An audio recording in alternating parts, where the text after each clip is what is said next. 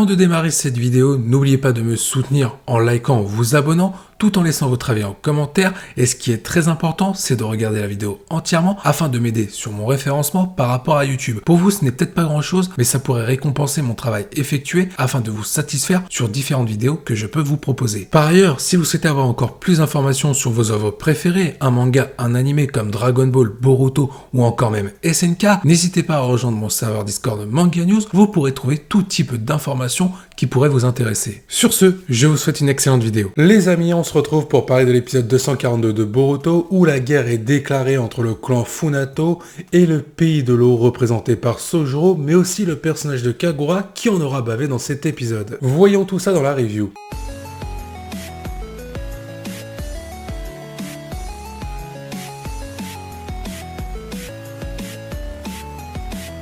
Déjà, d'un point de vue scénaristique en termes de scénario, cet épisode, pour un épisode filler de l'anime Boruto, c'est une véritable masterclass de A à Z. Les actions s'enchaînent très vite, on a quand même 10 premières minutes d'épisode où il y a plein de choses qui se passent de différents points de vue. On a un point de vue avec Metali, nos remises en avant, ça faisait longtemps. On a le point de vue de Sojuro lorsque la guerre est déclarée au clan Funato. On retrouve Kagura dans un premier temps face à Funamoshi. Ensuite, on va retrouver Kagura Boruto face à Seren. Et on va retrouver le personnage d'Ikada, sans oublier le personnage de Kawaki, qui va être attaqué par une technique d'un shinobi du clan Funato en rapport avec les sangsues qui contrôlent chaque corps humain, qui sont un petit peu pompés par le sang à cause des sangsues. On retrouve un petit peu ce côté technique des shinobi qui nous manquait dans l'œuvre de Boruto dans cet épisode, malgré quelques défauts. Oui, il y en a et il faut en parler. Après, alors je tiens à préciser, ce sont des petits défauts, ce sont pas d'énormes défauts, car vraiment dans cet épisode, on sent que le staff technique a fait un énorme travail par rapport aux différentes références et aux bases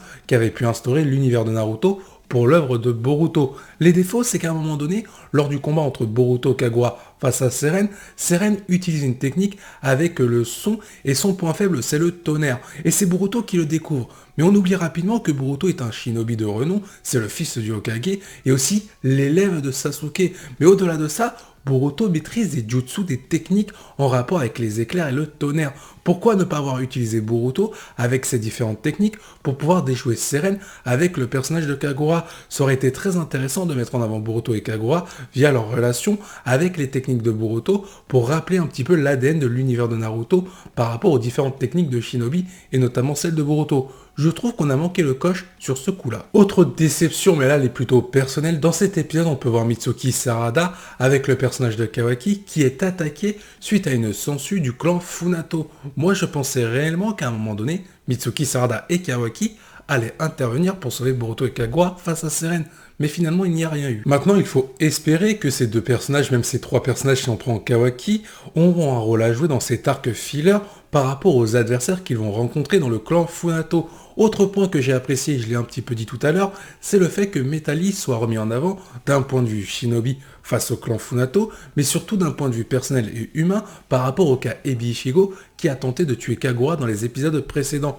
Là, grâce à l'intervention de Metali qui l'a sauvé, on peut voir que Ebi Ishigo veut de nouveau prêter main forte à Kagura. Maintenant, je trouve que d'un point de vue développement sur le personnage de Ebi Ishigo, on a eu un petit changement de mentalité un petit peu trop rapide. Je pensais réellement qu'elle allait trahir Kagura et ses compagnons pour prêter main forte au clan Funato suite à sa tentative d'assassinat envers Kagura qui a échoué. Je trouve que de ce côté-là, on a été un petit peu rapide, mais c'est vraiment pour chipoter. Dans un scénario, il faut tout appliquer, quitte à rusher certains développements de personnages. Et là, dans cet épisode, on peut être content, on peut voir un Metali remis en avant, on peut voir Iwabe face au clan Funato pour protéger Kajiki. On va retrouver aussi le personnage d'Ikada et un développement beaucoup plus poussé qui va s'accélérer en fin d'épisode par rapport à ce qui s'est passé avec Seren suite à sa grave blessure faite par Kagura avec l'aide de Boruto. Ikada va la prendre via un membre du clan Funato, Funamoshi, et donc il va vouloir se venger envers Boruto et Kagura par rapport à ce qu'ils ont fait à sa sœur. Car oui, rappelons le contexte de cet épisode concernant le développement d'Ikada, celui-ci est tiraillé par deux choix suite à la proposition de Seren. D'un côté, il peut rejoindre le clan Funato pour les aider dans leur conquête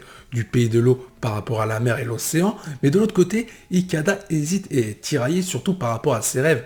Il veut construire un navire pour pouvoir faire le tour du monde afin de relier chaque être humain entre eux par rapport aux différentes îles. C'est ce qu'il avait expliqué à Boruto. Mais le problème, c'est que suite aux actions de Kagura et de Boruto, Ikada semble avoir fait un choix, rejoindre le clan Funato pour venger sa sœur Seren. Et ce que j'ai beaucoup aimé d'un point de vue scénaristique, c'est qu'on montre deux côtés, deux aspects, d'un côté bienveillant et d'un côté un petit peu méchant, représenté par le clan Funato. Le côté bienveillant, c'est finalement Kagura et Boruto pour sauver leur propre vie dans cette guerre face à Seren. Et de l'autre côté, on voit le point de vue d'Ikada qui va apprendre qu'une partie de la vérité, car il pense que Seren a été attaquée et non que c'est elle qui a tenté de tuer Kagura et Boruto pour les tuer. Donc là, on peut voir qu'Ikada pense qu'en réalité, les méchants, c'est Boruto et Kagura. Donc on peut voir qu'un côté bienveillant, selon différents points de vue, peut être avéré, et de l'autre côté, on peut voir un côté malveillant en fonction de ce qui est dit par rapport à un autre point de vue, notamment celui d'Ikada. Je trouve que le staff technique dans cet épisode a vraiment bien tourné le scénario dans plusieurs sens, selon différents personnages.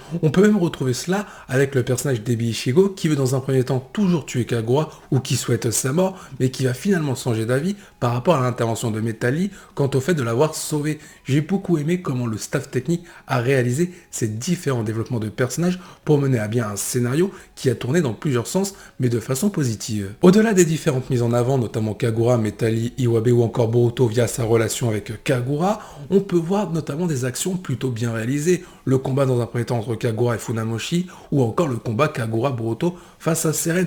Toutes les actions s'enchaînaient très vite et j'ai trouvé que pour 20 minutes d'épisode, il y avait énormément de choses et que c'était pas forcément rushé, malgré quelques petits défauts par-ci par-là. Je trouve que tout allait bien, tout s'accordait bien. Franchement, en termes de scénario, je mets un 10 sur 10.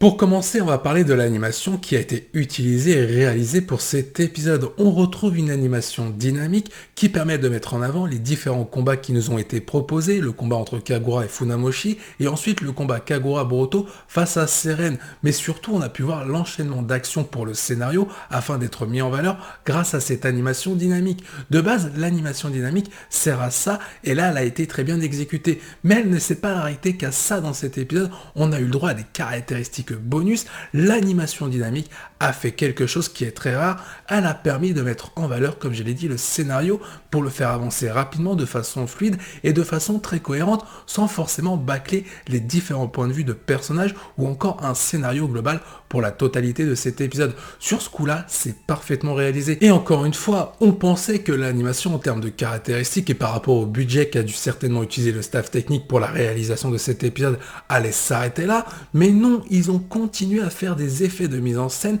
qui étaient extrêmement bien réalisés. Lorsque Seren attaque Kagura avec sa technique spéciale liée au son, on peut voir que Kagura semble recevoir le coup dans la tête ou alors dans le cou. On pensait que Kagura, et moi je l'ai pensé, qu'il allait mourir dans cet épisode, une véritable surprise. Sauf qu'avec l'effet de mise en scène, on pensait que ça allait être le cas, mais pas du tout. Kagura a reçu le coup dans l'épaule, ça a été très bien réalisé de façon subtile. En plus, comme je l'ai dit à plusieurs reprises, l'animation a permis au scénario d'aller un petit peu partout selon les différents points de vue de personnages et leur perception des choses par rapport à cette guerre entre le clan Funato et les membres du pays de l'eau représentés par Sojiro et le personnage de Kagura. Honnêtement, c'est un 10 sur 10, l'animation est très bien réalisée sur plusieurs caractéristiques. Maintenant, pour les OST, c'est légèrement différent. J'ai eu très peur en début d'épisode car il y a eu très peu d'OST utilisés dans la globalité de cet épisode, pas forcément qu'au début, mais on sentait qu'il y avait un choix, une tentative d'essai pour en réalité mettre des scènes très importantes avec des OST et donc donner plus d'impact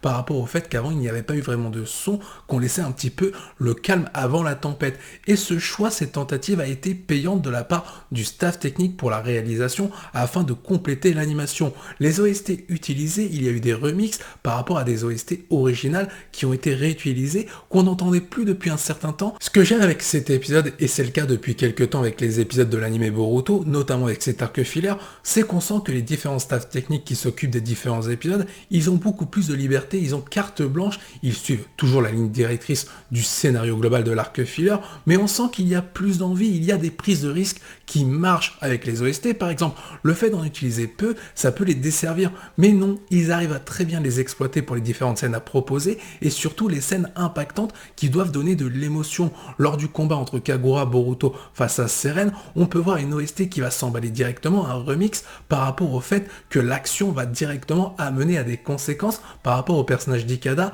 en fin d'épisode. C'est très bien réalisé, les OST sont bien calés, bien dosés, bien exploités, c'est un 10 sur 10. On va terminer en parlant avec le design de cet épisode, et ça fait quelques temps, tout comme les OST, que l'anime Boruto propose de la qualité pour cette caractéristique-là. On voit des personnages hyper bien détaillés, surtout au niveau du visage. On voit surtout depuis quelques temps, si vous remarquez bien, des gros plans sur différents visages, notamment Kagura ou encore le personnage d'Ikada en fin d'épisode 242. On sent vraiment une envie de détailler les différents personnages, mais aussi les paysages, les lieux où ils se trouvent, et je trouve que les personnages et les lieux s'associent bien ensemble. Alors oui, par moments, il y a eu des défauts, des baisses de qualité, surtout dans la troisième partie vers la fin d'épisode, juste avant de revenir sur une qualité beaucoup plus supérieure lorsqu'on passe sur le développement du personnage d'Ikada. C'est vrai qu'il y a eu des défauts, des personnages moins détaillés par moments sur la fin d'épisode, mais encore une fois, c'est un épisode filler qui a été très bien réalisé selon les différentes caractéristiques que je vous ai citées, et notamment le design. Et ensuite, j'ai envie de vous dire, dans quel animé il n'y a aucun défaut, où tout est parfait? Il n'y en a aucun, ça n'existe pas. Il y a forcément dans un épisode un défaut par-ci, par-là. Là, c'est le cas pour l'anime Boruto avec cet épisode, comme les précédents épisodes, et il y en aura encore. Mais encore une fois, regardons la réalisation, le travail qui a été fourni derrière par rapport à tout ce qui a été mis dans cet épisode. Tous les ingrédients y étaient et tout marchait bien ensemble. Alors un petit défaut par-ci par-là, franchement, on peut passer outre ça. Il est temps de donner une note pour le design global de cet épisode. Ce sera un 10 sur 10. C'est un quadruplé de 10 pour les différentes caractéristiques que j'ai citées pour cette review.